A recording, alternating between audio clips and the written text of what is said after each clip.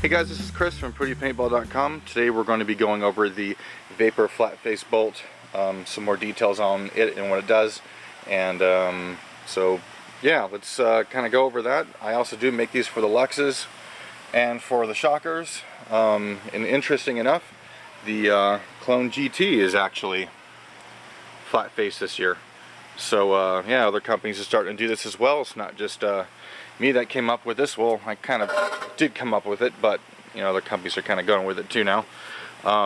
So this is the Vapor bolt. Now, the operating pressure of the Vapor is run by three things really. It's run by the space inside the Vapor, the airspace that's held inside the bolt guide, and around the bolt. So what we did is we actually turned down as much as we could and make the bolt still strong from the outside of the bolt, and we elongated the bolt guide ports, so, or the slots. So it's going to make it for a light bolt, and it's going to drop the pressure just a little bit, not that much though. The bolt's mostly to help with fragile paint, so we'll kind of go over that. So imagine when your ball's in the breech, okay, and the bolt hits it or pushes it. This bolt actually pushes the balls, okay.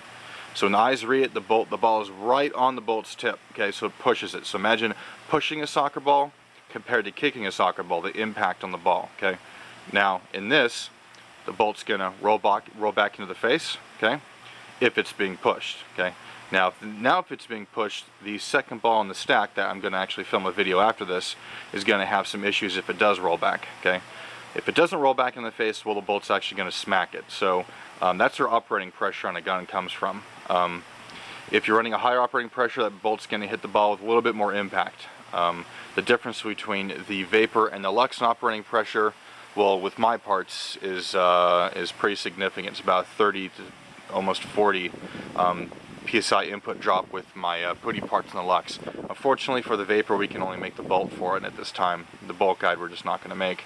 So yeah, so two things can happen. You can in the ball stack that we'll go over is, you know, if the ball rolls back, it could have clipping issues with the second ball, and that's what we're going to show. Or, you know, you're going to have impact of the ball. So if you're shooting super brittle paint, that bolt's going to smack that ball. With harder paint, it's not going to be so much of an issue.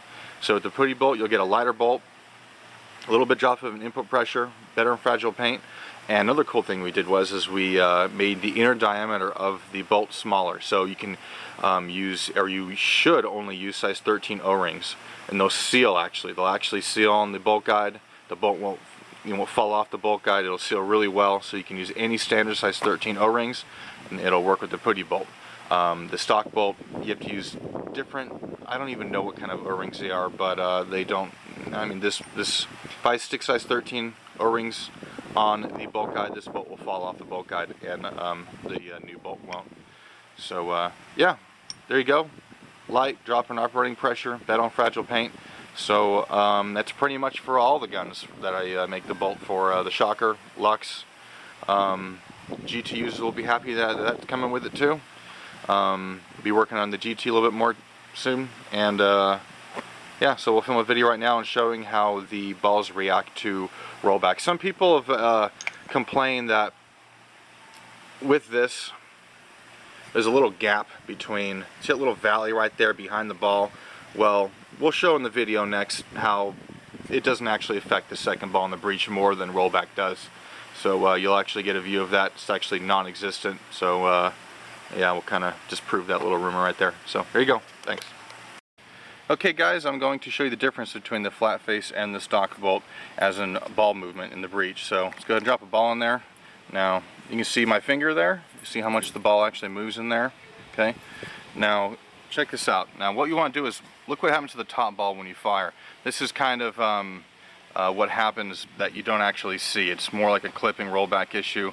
It affects the top ball, and this is why you actually break some balls. So watch the top ball. See?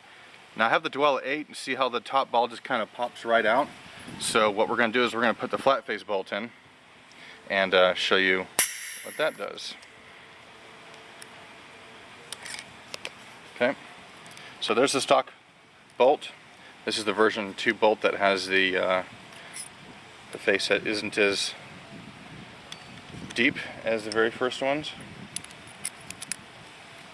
Okay, and then there's the flat face bolt. Okay, same pressure, same all that stuff. Let me grab this ball. Okay, let's air it up. Okay, drop the ball in there. Okay, now I'm pushing the ball forward now, see my finger? Okay, so there's not a lot of ball movement. Look at that, there's like hardly any at all. Okay, so let's go ahead and drop the top ball in. Now watch the top ball, see what happens to this. See, just drops right in. Doesn't pop out, doesn't have any issues with rollback or clipping of the second ball in the breech. So that's actually gonna shoot much better, more accurate. Eye readings are gonna be perfect. Just pretty much what you actually want out of a bolt.